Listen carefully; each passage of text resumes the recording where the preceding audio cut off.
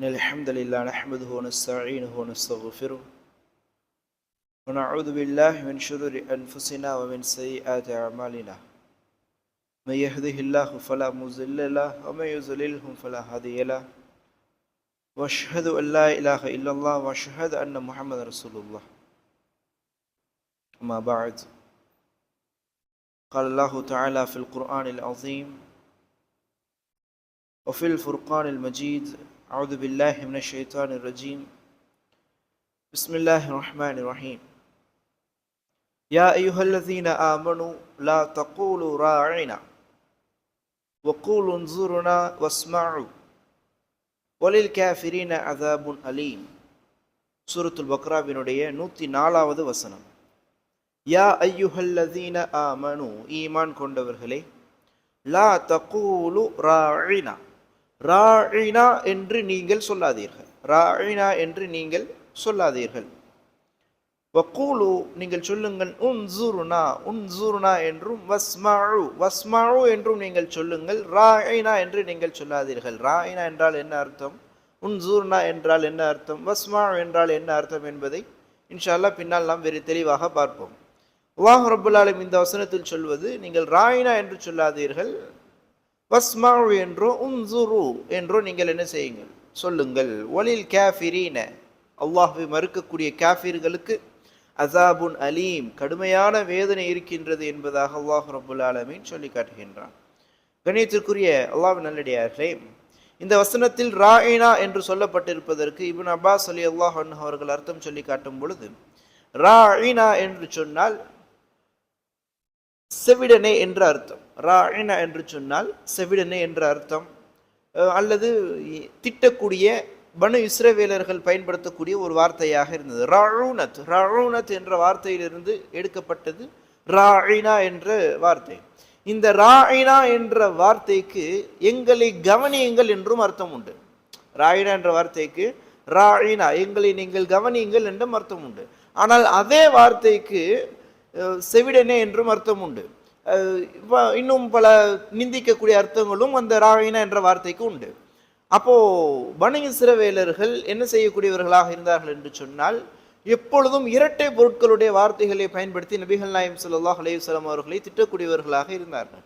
அப்போ பனு இஸ்ரவேலர்களில் இருக்கக்கூடிய ஒரு கூட்டம், யூத கூட்டம், நபிகள் நாயகம் ஸல்லல்லாஹு அலைஹி வஸல்லம் அவர்களிடத்தில் வந்து அவர்கள் சஹாபாக்களுக்கு மத்தியிலே பேசி கொண்டிருக்கும் பொழுது, எங்களை நீங்கள் பாருங்கள், கவனியுங்கள் என்று சொல்வதற்கு ராயினா என்ற வார்த்தையை அவர்கள் பயன்படுத்தினார்கள்.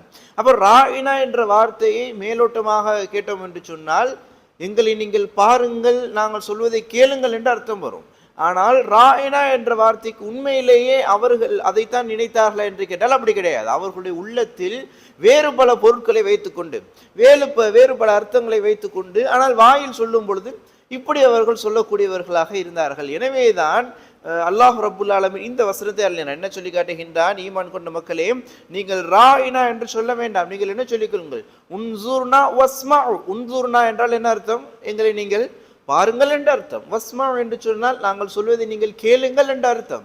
அப்போ இந்த வார்த்தைகளுக்கு இரட்டை பொருட்கள் எதுவும் கிடையாது. அப்போ அல்லாஹ் ரப்புல் ஆலமீன் அதைத்தான் முஃமின்களுக்கு கட்டளையிடுகின்றான், ஈமான் கொண்டவர்களே, நீங்கள் இரட்டை பொருள் இருக்கக்கூடிய அதை போன்ற வார்த்தைகள் நீங்கள் என்ன செய்ய வேண்டாம். பனு இஸ்ரவேலர்கள் பயன்படுத்துகின்றார்களே, இதே போன்ற வார்த்தைகளை நீங்கள் பயன்படுத்த வேண்டாம். தெளிவாக இருக்கக்கூடிய வார்த்தையை கொண்டு நபிகள் நாயகம் ஸல்லல்லாஹு அலைஹி வஸல்லம் அவர்களை நீங்கள் அழையுங்கள். உன்சுர்னா, நபியை நீங்கள் என்ன செய்யுங்கள், எங்களை பாருங்கள். வஸ்மஉ, நாங்கள் சொல்வதை நீங்கள் கேளுங்கள் என்று தெளிவாக இருக்கக்கூடிய வார்த்தைகளை நீங்கள் என்ன செய்யுங்கள், மக்களுக்கு மத்தியிலே பயன்படுத்துங்கள் என்பதாக அல்லாஹ் ரப்பல் ஆலமீன் சொல்லிவிட்டு, வலில் காஃபிரீன, காஃபிர்களுக்கு அஸாபுன் அலீம், நிச்சயமாக மிகப்பெரிய துன்புறுத்தக்கூடிய ஒரு வேதனை காத்து கொண்டிருக்கின்றது என்பதாக அல்லாஹ் ரப்பல் ஆலமீன் சொல்லி காட்டுகின்றான். கண்ணியத்துக்குரிய அல்லாஹ்வின் நல்லடியார்களே, இது மிக முக்கியமான ஒரு வசனம். ஏன் என்று சொன்னால், இன்றைய காலகட்டத்தில் நாம் அதிகமாக பார்க்கின்றோம் இரட்டை அர்த்தம், அதாவது டபுள் மீனிங் என்று சொல்வோம். இப்படி இரட்டை அர்த்தங்களை கொண்டு பல மக்கள் பேசக்கூடிய நிலை இன்றைய காலகட்டத்தில் அதிகமாகிவிட்டது. இஸ்லாமிய சமூகத்திலும் கூட உள்ளே ஒரு அர்த்தத்தை வைத்துக்கொண்டு வெளியே ஒரு அர்த்தத்தில் பேசுவது, உள்ளே ஒன்றை இணைத்துக்கொண்டு வெளியே ஒன்று பேசுவது, இதே போன்ற இரட்டை பொருளுடன் பேசுவது, இரட்டை கருத்துகளுடன் பேசுவது என்பது பனு இஸ்ரவேலரிடம் இருந்த பண்பு.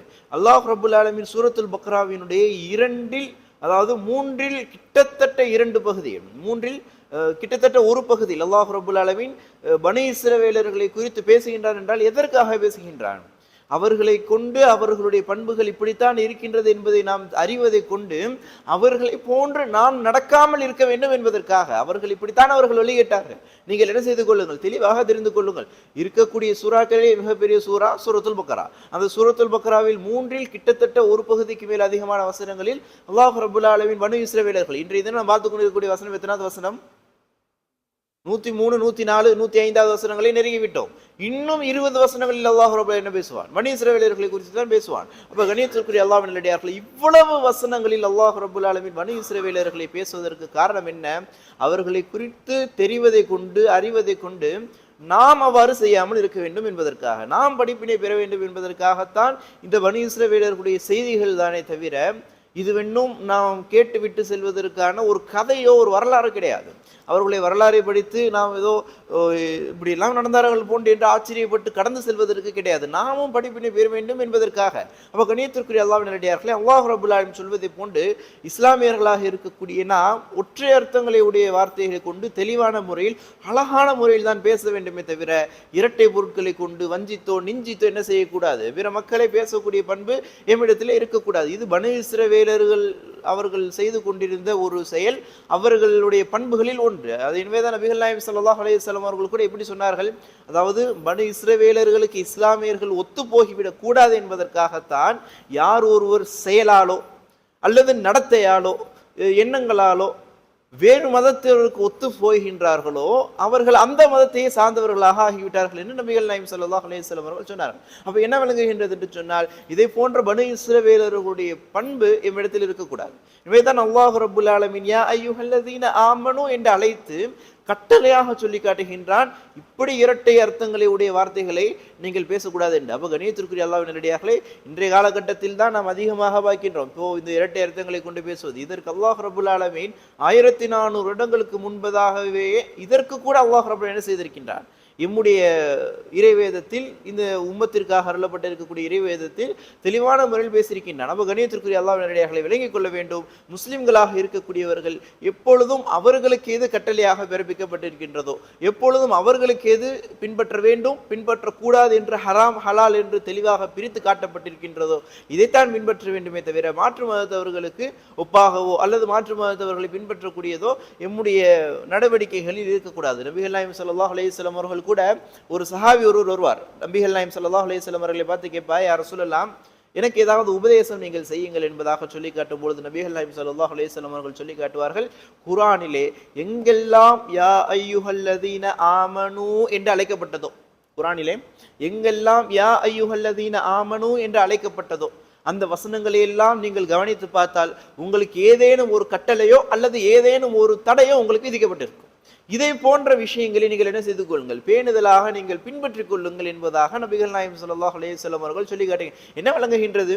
இந்த குர்ஆனை நாம் பின்பற்ற வேண்டும் என்று விளங்குகின்றது. எம்முடைய உம்மத்திற்கு எதையெல்லாம் அல்லாஹ் சொல்லியிருக்கின்றானோ அதை தான் நாம் பின்பற்ற வேண்டும். அந்த அடிப்படையில் தான் சில நாட்களாக மக்ரிபில் கூட கவனித்தீங்க என்று சொன்னால் யா அய்யுஹல்லதீன ஆமனு என்று ஆரம்பிக்கக்கூடிய வசனத்தை தான் நாம் பார்த்துருவோம். யா அய்யுஹல்லதீன ஆமனு குலூ மினத் தய்யிபாத்தி மிம்மா ரஸக்னாக்கும், யா அய்யுஹல்லதீன ஆமனு நேற்றைய தினம் ஜுமாவில் பார்க்கும்பொழுது, கடந்த ஜுமாவில் பார்க்கும் பொழுது உதுகுலு ஃபிஸ் சில்மி காஃபா, இதை போன்ற விஷயங்கள் எல்லாம் யா அய்யுஹல்லதீன ஆமனு யா அய்யுஹல்லதீன ஆமனு என்று அல்லாஹ் குர்ஆனிலே அழைத்து இஸ்லாமியர்களுக்கு கட்டளையாக விடக்கூடிய விஷயத்தை தான் நாம் என்ன செய்து கொண்டிருக்கின்றோம். சில நாட்களாக வரிசையாக நாம் பார்த்து கொண்டிருக்கோம். இப்படி பல விஷயங்களை நாம் வரிசையாக நாம் யா அய்யுஹல்லதீன ஆமனு என்ற விஷயத்தில் தான் நாம் பார்த்தோம். அப்போ கண்ணியத்துக்குரிய அல்லாஹ்வின் நல்லடியார்களே, இதே போன்ற விஷயங்கள் அல்லாஹ் ரப்புல் ஆலமீன் இஸ்லாமியர்களுக்கு எதையெல்லாம் கட்டளையாக இட்டிருக்கின்றானோ, இஸ்லாமியர்களுக்கு எதையெல்லாம் தடுத்திருக்கின்றானோ, இதே போன்ற விஷயங்களை தெளிவாக அறிந்து நீங்கள் என்ன செய்து கொள்ளுங்கள், பின்பற்றிக் கொள்ளுங்கள் என்பதாக நபிகள் நாயகம் ஸல்லல்லாஹு அலைஹி வஸல்லம் அவர்கள் அந்த சஹாபிக்கு உபதேசம் செய்கின்றார்கள். அதைத்தான் எமக்குமான உபதேசம் கூட. அப்போ கண்ணியத்திற்குரிய அல்லாஹ்வின் நல்லடியார்களே,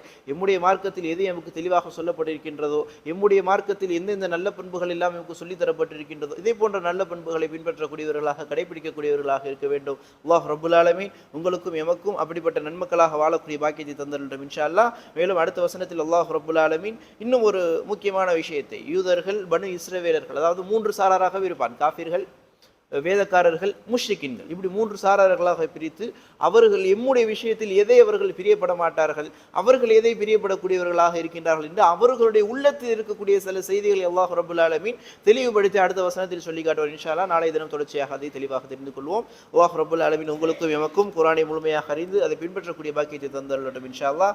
ஹதா மினல் இல்மி மின் இன்தில்லாஹ் குலி கௌலி ஹதா அஸ்தக்ஃபிருல்லாஹி வ லக்கும் வ ஜமீஇல் முஸ்லிமீன முஃமினீன அஜ்மஈன் சுப்ஹானக அல்லாஹும்ம பிஹம்திக் அஷ்ஹது அல்லா இலாஹா இல்லா அன்த அஸ்தக்ஃபிருக வ அத்தூபு இலைக். அஸ்ஸலாமு அலைக்கும் வரஹ்மத்துல்லாஹி வபரகாத்துஹு.